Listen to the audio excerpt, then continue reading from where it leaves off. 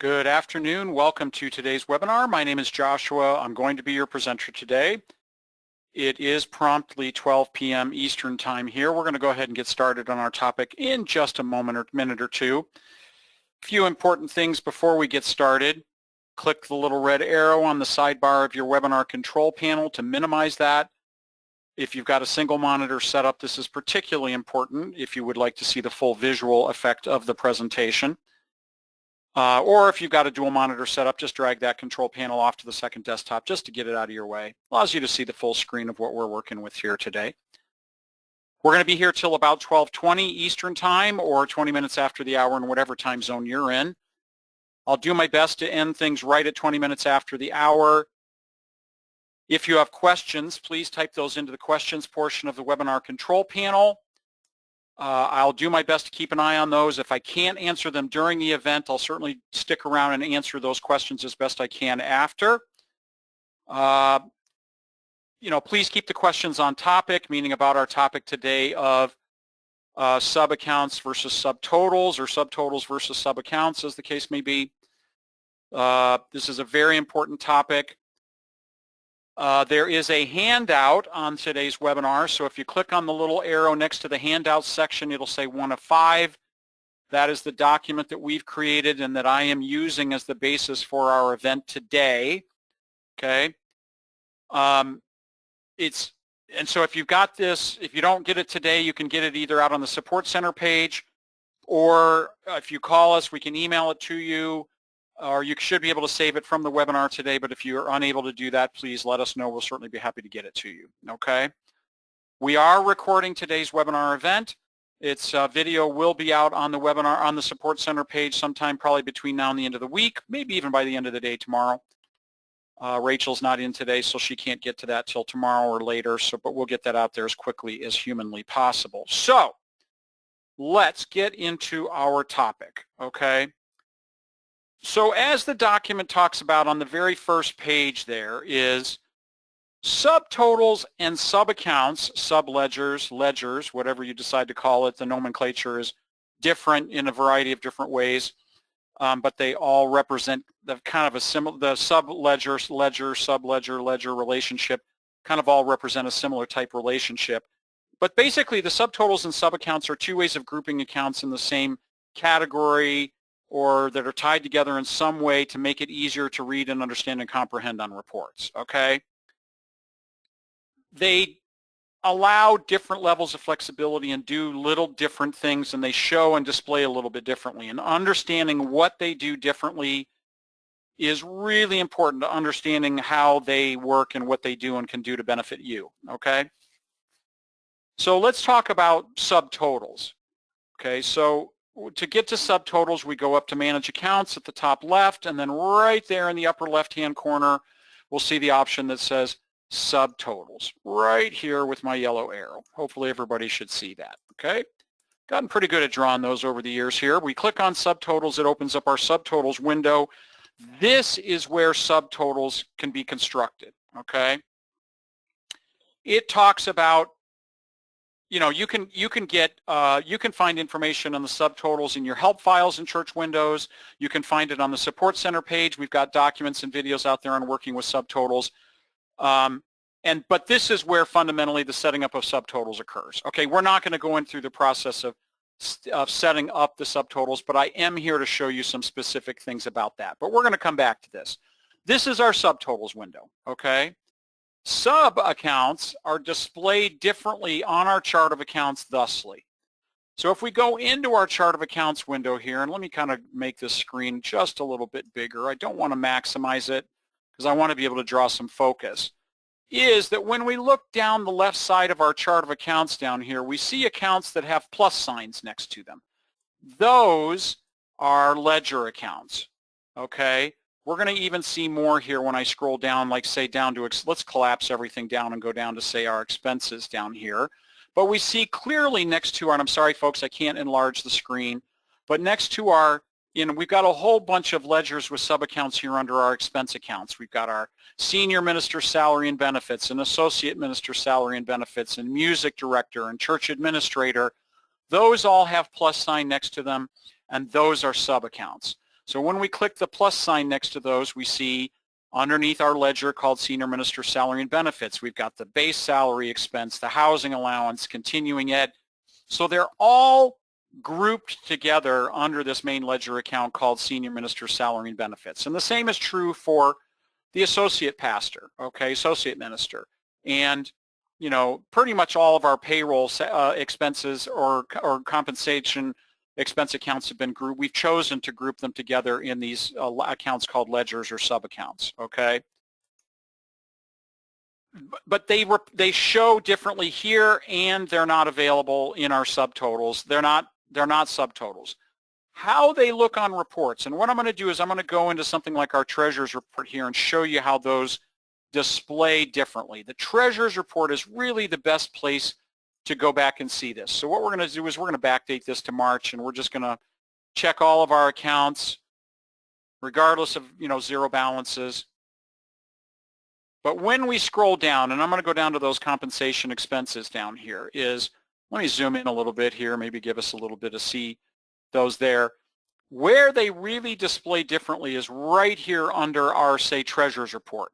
So we see we've got our ledger account called Senior Minister Salary and Benefits. It's italicized and it's subtotal, so it creates a subtotal on its own.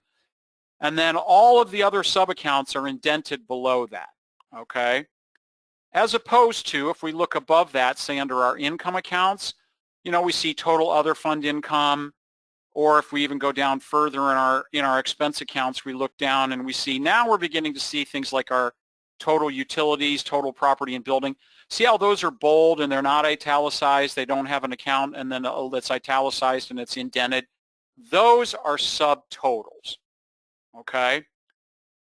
So what we've chosen to do as part of our design of our chart of accounts is we've chosen to set up sub-accounts, sub-ledgers, ledgers with sub-accounts for our compensation, but then create subtotals within which to group these certain accounts, types of accounts. So we see total salary, pastor salary, and benefits.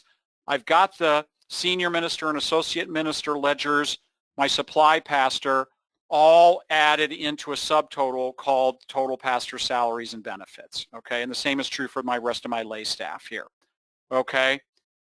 But they've all totaled into another one called total salaries and benefits, okay?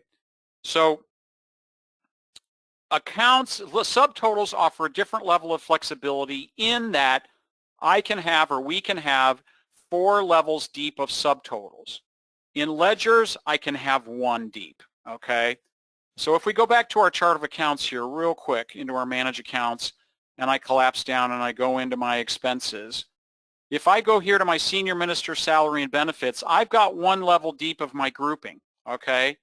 Got a main ledger, and I can group those accounts together under that main ledger called minister salaries and benefits, but that is as far as I can go, okay? In subtotals, I can have a subtotal, total into subtotal, total into a subtotal, total into a subtotal, okay? I can't do that with subaccounts. Okay, so a completely different level of flexibility in terms of my depths of groupings accounts within accounts within accounts. Okay, subtotals allows me a level of flexibility of drilling down into groups of accounts that simply ledgers and subaccounts cannot allow me to do. Okay, so one reason why subtotals may be more beneficial for you than subaccounts, okay, is how far down can I put accounts to group total into accounts to total into accounts. And when we go back to our subtotal screen here, we're going to go back up to manage accounts and subtotals. We're going to see that a little bit here. Okay, so when I collapse all and I go down into my total expenses now, see, here's my total salaries and benefits, and I've got one in here called total pastor salary and benefits. I could create another one in here called total lay staff salaries and benefits and put all of their ledger accounts into it. Okay, but this is where I can do that. Okay, so within my total salaries or total pastor salary, I can go down here and click add new subtotal, and I can add another subtotal within that to group further accounts within my total pastor salaries and benefits, or my my lay staff or what have you. So again, subtotals allows me to do that. I cannot do that with my subledgers. Okay. So a very, very important distinct understanding of what subaccounts and subledgers do that subtotals, that subaccounts and subledgers don't do that subtotals does, okay? The other aspect of this where this becomes very restricting for you is in terms of reporting, okay? So how, again, subcounts, again, let's go back to our chart of accounts again and look at that, is we call this, when I do the collect, when I click to collapse those down and go back in here, the main account. So right here, my 510-100 is called Senior Minister Salary and Benefits, is my main account with its own account number, but it never has transactions posted to it, okay? It says, as it says on the second page, if we flip that over there, it says, no transactions are posted to the main account, okay? And sorry, I've kind of overlooked this a little bit, is I can also have sub-expenses or sub-funds. So right here under my fund balance accounts, we notice that I've got my main memorial fund here, 340-100, and I've got my other memorial funds set up as sub-funds, okay? So if I click on my Elliott Achidia Memorial Fund, it's not part of the ledger. I can add that by simply highlighting that, click Add to Ledger, click the down arrow. The only main ledger fund balance that I have is my memorial fund. I click on that, I click off of it, it now adds my Elliott Achidia Memorial Fund to that, and my main memorial fund balance now shows the collective total of all of my memorial funds, sub-funds, okay? That's how it'll display on reports too, when we go in and look at those here momentarily, okay? But as it talks about, the main account has its own account number. Sub-accounts are linked to the main account, as we're clearly seeing here under the main fund. Or if I go down to my expense accounts, same thing. Associate, Minister, and Salary and Benefits. Here's all of my sub-accounts. They all have their own account numbers, but they're all tied together, okay? Sub-accounts always report as a group. They're locked together, and that is really true, okay? I'm going to have somebody kind of revisit this report because it says a report cannot be generated separately on sub-accounts. Now, that's not entirely true, okay? So for expense accounts, I can run them separately. So if I go to my Senior Minister Salary, go to my Detail, click the Print button, it says right here, Single Account, Senior Minister Salary and Benefits. If I choose Year to Date and click Print, it will allow me to report on that separately. So here's my one single account, okay, for my Senior Minister. It shows that it's part of the ledger by showing my main italicized Senior Minister Salary and Benefits, but it is allowing me to pull out my Senior Minister Salary expense and run that, okay, for that single account. I can't do that for the funds. If I chose to run it for the ledger, I can. So if I type in salary, here's my Senior Minister Salary and Benefits. If I choose the main ledger account and click Print, it will bring in all of the sub-expenses that are part of that, okay? So just to keep in mind, we can do that, okay, for our income and expense accounts. What it won't allow me to do that for when I'm running my general ledger is my memorial fund. So if I clear out my single account and I go up here to my funds and I type in memorial fund, notice it's only allowing me to choose the main memorial fund balance. I cannot choose those individual subs, okay? If I choose that memorial fund and click Print, or if I choose to check to include the sub-fund income and expense accounts, of course, and click Print, it's going to show me every fund that's part of that ledger. Oh, Josh, come on. Sorry, I picked the wrong period, folks. We're going to do year to date through September. Oh, maybe I don't have anything in this data. I'm so sorry. Thought I did. I had data on that. But it would show the funds with each one of them. Give me a second here. I want to make sure it's got, accounts with no activity. That's what I need to check. My fault. So here's my sub-funds, okay, but there's no income, no expense activity for the year. If there were, it would show those income and expense transactions.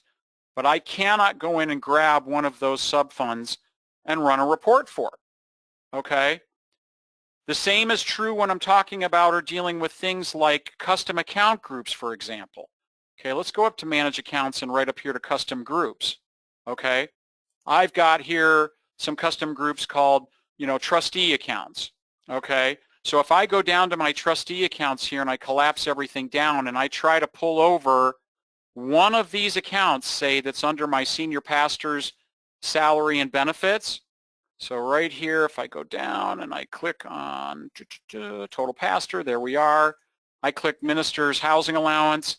I want to add that to my trustees accounts group. I try to click the right facing arrow and it says when adding a subledger account, you must add the entire ledger. So it won't allow me to pull out just one account out of my senior pastors or any of my ledgers and report on that as part of a custom account group. I have to add all of the 510, 100 series accounts for my senior ministers' salary and benefits. So again, some reporting restrictions in terms of things that we can do with our sub-accounts versus my subtotals. So if we look at that a little bit differently, under my subtotals here, I've got just a series of utilities expenses that are grouped under a subtotal, an arrow called subtotals, total utilities. I can come here and go, okay, my trustees want to see what my water expense was for the year. I can highlight that and add that over to my custom group at will.